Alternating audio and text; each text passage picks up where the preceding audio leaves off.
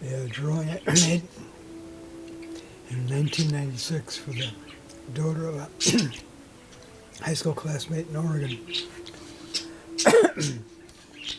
I know it's a photocopy shop reproduced as a, like, I don't know, 8.5 by 11 or flyer. All right, there you have it. This is drawn from the covers of a book I still have. I got from my Bat Mitzvah in 1963, which has like metal plate covers. Yeah, 12 tribes of Israel.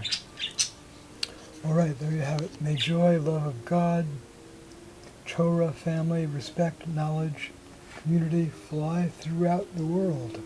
27th of Cheshvan, 5757, Saturday, November 9, 1986, Julia Miriam Bruin's Bat Mitzvah. All right, there you have it. Thank you, Budgies. I appreciate the feedback. Yes, that's what we call it, feedback, B-O-K.